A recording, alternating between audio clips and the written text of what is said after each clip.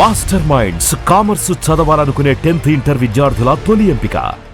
తీసిన తర్వాత had a very good life.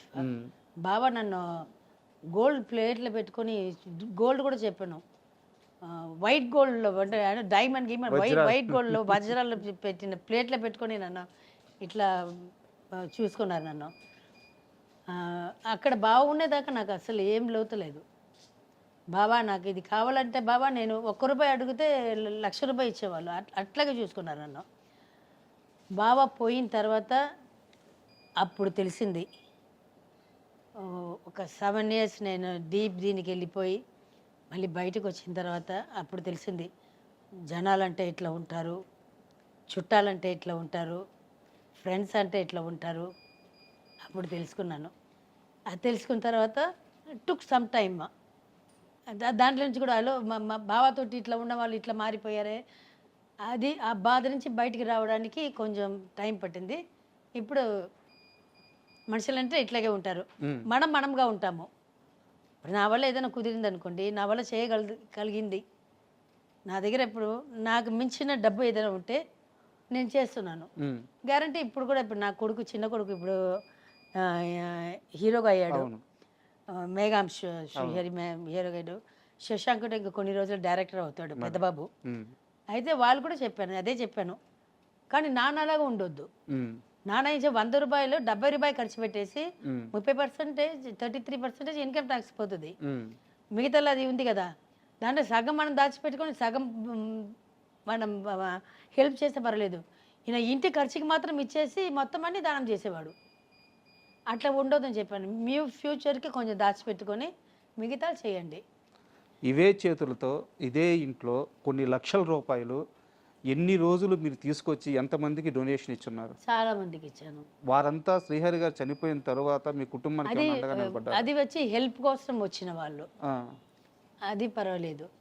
ఇప్పుడు హెల్ప్ అంటే లేదనే వస్తారు, అంటే పేదవాళ్ళే వస్తారు. ఇప్పుడు బాబా చాలా మందిని చదివిపించారు. ఇప్పుడు వాళ్ళు చదువుకుని ఒక పోస్టుకు వెళ్తే కూడా వాళ్ళకి ఎంత వస్తుంది? 50,000 ₹1,00,000 వస్తుంది. దాంట్లో మనం ఏం అడుగుతాము? వాళ్ళ ప్రేమ ఉంటే సరిపోతుంది. చాలా మందికి వచ్చి పోస్టులు ఇప్పించారు. చెప్పుకోవాలంటే చాలా ఉంది, బయటకు చెప్తే బాబా కాదు వాళ్ళకి అసహ్యంగా. అది చాలా మందికి పోస్టులు ఇప్పించారు, చాలా చేశారు. కానీ ఎవరికి అది అది ఒక విశ్వాసం కూడా వద్దు. ఒక ఆయన చేశారు, ఆయన ఫ్యామిలీ ఇట్లా ఉందే, వాళ్ళు ఎట్లా ఉన్నారు, ఎట్లా వాళ్ళకి అందరికీ తెలుసు. బాబా ఇట్లా హెల్ప్ చేస్తున్నారు అనేది అందరికీ తెలుసు. చేసి వాళ్ళు ఎట్లా బతుకుతున్నారు, వాళ్ళు భోజనంకి ఏం చేస్తారు, అది అడగడానికి కూడా ఒక్క మనిషి లేదు. తిన్నారా లేదా అని అడగడానికి కూడా లేదు. అదే మేడం, నేను ఎట్లా ఉన్నారు. అయితే ఇంకో విషయం, శ్రీహరి గారు సినిమాలు చేస్తున్నప్పుడు, ఆయన బతికున్నప్పుడు ఎంతోమందికి దానం వేరు, అప్పు వేరు. అంటే మీరు ఏదో వడ్డీకి కాదు, చేబూదులు ఇచ్చున్నారు. ఆయన చనిపోయిన తరువాత పక్క రోజే నేను శ్రీహరికి డబ్బులు ఇచ్చేసాను, శ్రీహరి నా దగ్గర డబ్బులు తీసేసుకున్నాడు అని అబద్ధం చెప్పి, లేదా ఇప్పటికీ మొహం చాటేసి ఎన్ని రూపాయలు మీకు బయట ఆగిపోయినాయి? చాలా అండి. దానం చేసింది వేరే, అప్పు ఇచ్చింది వేరే. అప్పు కాదు, హరి ఇట్లా కొంత హరి అని చెప్తే ఇచ్చేవాడు. ఇట్లా ఇచ్చేసా హరి అని చెప్పిన వాళ్ళు ఉన్నారు. తర్వాత వచ్చి బాగా వచ్చి ఆ డబ్బు వచ్చి ఏం చేస్తాం, తర్వాత తీసుకొచ్చలే, వాళ్ళు కూడా పరిస్థితి ఇట్లా ఉంది అని. అట్లా చాలా ఉంది, చాలా మంది ఉన్నారు. ఎవరు తీసుకున్నారో వాళ్ళ మనసాక్షికి తెలుసు. ఆ రోజుల్లోనే ఆ అమౌంట్ 1 కోటి దాటింది. నేను ఒక 2-3 దగ్గర పంపించాను. పంపిస్తే నా బ్రదర్స్ ఇప్పుడు లేదు, వాళ్ళు ఇద్దరు లేదు, పంపిస్తే వాళ్ళు చెప్పారంట, లేదు అప్పుడే ఇచ్చేసామంటే. బాబాది పైసా చెక్ నుంచి, డబ్బు నుంచి ఏది ఇచ్చినా, నాకు ఇంట్లో డబ్బు లేకపోతే బాబాకు ఫోన్ చేశాను, బాబా డబ్బు లేదంటే కంపెనీ నుంచి 2 లక్షలు దేని బట్టి ఉందో అట్లా తీసుకొని పంపిస్తారు. ఏది కూడా నాకు తెలియకుండా బయటికి వెళ్ళడానికి ఛాన్సెస్ లేదు. అది ఇచ్చానంటే సరే మోసం చేస్తున్నారు, మోసం చేయని, దాంతో ఏంటి వాళ్ళు బాగుంటారా? ఇప్పుడు మేము బాగానే ఉన్నాము, అదే కార్లు ఉంది, అదే ఇంట్లో ఉన్నాము, అదే కరెంట్ బిల్ కడుతున్నాము, అదే పని వాళ్ళు ఉన్నారు. మధ్యలో కష్టపడినా మళ్ళీ ఒక పొజిషన్కి వచ్చాం కదా మేము. ఎవరి దగ్గర వెళ్ళి ఇప్పుడు దాకా చేయి చాపలేదు కదా. మా తిండి మేము తింటున్నాము. మేము ఇప్పుడు ఉల్టా మనుషులకు పెడుతున్నాం కదా, ఎవరి దగ్గర నుంచి మేము తినలేదు. కొన్ని అప్పుడు బాధపడ్డాను. తర్వాత చీపోని వదిలేశాను. పోని వాళ్ళు బాగుంటారు, పైన దేవుడు అని ఒక వాడు ఉన్నాడు, వాళ్ళు చూసుకుంటారు. కానీ ఆ మొత్తం ఏముంటో ఆ రోజుల్లోనే 1 కోటి దాకా ఉండింది. అందుకని లెక్కలు ఎందుకండి, ఎవరు తీసుకున్నారో వాళ్ళకి తెలుసు. అండ్ ఇంకో చిన్న డౌట్ మేడం, యాక్చువల్గా మీ కుటుంబ పరిస్థితుల వల్ల మీరు డ్యాన్సర్ అయ్యారు. ఫస్ట్ ఒక సినిమా యాక్టింగ్ చేశారు, అక్కడి నుంచి తర్వాత డ్యాన్సర్ అయ్యారు. అంటే చిన్నప్పటి నుంచి డ్యాన్స్ నేర్చుకుంది కాదు, డ్యాన్స్ మీకు పుట్టుకతోనే అబ్బింది కాదు, అవసరం కోసం డ్యాన్స్ దగ్గరికి వెళ్ళారు మీరు. అలాంటిది అంత తక్కువ టైంలో మెగాస్టార్ చిరంజీవి గారు లాంటి ఒక సూపర్ డ్యాన్సర్తో ఆయన్ని మ్యాచ్ చేసే విధంగా అంత బాగా డ్యాన్స్ ఎలా రాగలిగింది అతి తక్కువ కాలంలో? యాక్చువల్లీ మా నాన్న వచ్చి ఒక డాన్సర్, గ్రూప్ డాన్సర్గా ఉండి అసిస్టెంట్గా అయ్యి తర్వాత హీరో అయ్యారు. సో ఆ బ్లడ్ ఉండొచ్చు, ఆ బ్లడ్ ఉంటుంది నా బాడీలో. సో అందుకని నేను కూడా పట్టుదల పట్టి కన్నడ సినిమాలో ఒక సినిమాలో వచ్చి మొత్తం జనరేటర్ అన్ని ఆఫ్ చేసేసి కరెంట్ లేదని చెప్పి పంపించేశారు.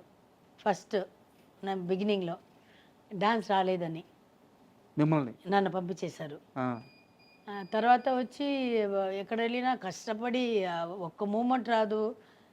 మాస్టర్స్ అయితే నన్ను తిట్టలేరు, ఎందుకంటే మా నాన్న డాన్సర్గా ఉండి హీరోగా అయ్యారు కాబట్టి. వాళ్ళందరూ ఇప్పుడు కొరియోగ్రాఫర్గా ఉన్నారు, మా నాన్నతో డాన్సర్గా చేసిన వాళ్ళందరూ. సో తిట్టలేకపోయారు నన్ను. పక్కన ఈ అసిస్టెంట్స్ ఉంటారు కదా, వాళ్ళకి తిట్లు పడుతుంది. అది నాకే లోపల గుచ్చుతుంది. అది వాళ్ళని తిట్టడం కాదు, శాంతి నిన్న తిడుతున్నారు అనేది నాకు తెలుసు. మిమ్మల్ని తిట్టలేక వాళ్ళని తిడుతున్నారు అనేది నాకు తెలుసు. సో అప్పటికే నేను పట్టుబడి డాన్స్ క్లాస్కి వెళ్ళడం మొదలుపెట్టాను. కళా master class, first Raghu master క్లాస్కి వెళ్ళాను. రఘు మాస్టర్ క్లాస్ వచ్చి రఘు మాస్టర్ చాలా బిజీ అయిపోయారు. తర్వాత వాళ్ళు కళా మాస్టర్ ఇప్పుడు ఉన్నారు కదా, కళ ఇది చేసుకుంది, కళ దగ్గర నేర్చుకున్నాను. తర్వాత వచ్చి జయంతి కానీ వాళ్ళ సిస్టర్ పెద్దక్క, కళ బిజీ అయిపోయింది. నేను పెళ్ళి అయిన రోజు కూడా డాన్స్ క్లాస్ అటెండ్ చేసి ఫ్లైట్ ఎక్కాను మేడం. సో అది ఉండొచ్చు పక్కన చేసిన వాళ్ళు. నాకు వాళ్ళు అనేది లేదండి. నాకు ఎవరైనా డాన్స్ చేస్తే అదే డబ్బు ఇస్తారు నాకు. ఇప్పుడు మీకు ఇంటర్వ్యూ ఇచ్చినా ఒకటే, నాకు ఇంకొక వాళ్ళకి ఇంటర్వ్యూ ఇచ్చినా ఇదే ఆన్సర్ నేను చెప్తాను. మీకు ఏది జవాబు చేస్తున్నానో, నా ఇక్కడి నుంచి ఏది నిజం ఉందో అదే చెప్తాను. ఇంకొక వాళ్ళ దగ్గర నుంచి అబద్ధాలు చెప్పలేను. సో ఎవరైనా సరే, అది హీరో అయినా సరే, కామెడియన్ అయినా సరే, విలన్ అయినా సరే, నాకు వచ్చింది నేను చేస్తాను. అది ఆయన పెద్ద స్టార్గా ఉంది కాబట్టి, ఎక్కువ జనాలు చూస్తారు కాబట్టి, ఆయనకి పిచ్చి ఫ్యాన్స్ ఉన్నారు కాబట్టి ఎక్కువ రీచ్ అయింది అది.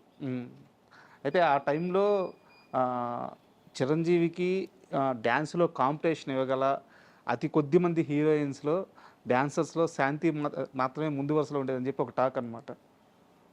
నన్ను అడిగినట్టు చిరంజీవి గారిని అడుగుతారా మీరు? అడగగలుగుతారా? మీరు చెప్పండి. నేను చెప్పను, ఆయన లేరు. నాకు చాలా మంది అడిగారు, చాలా మంది నేను చెప్పేశాను.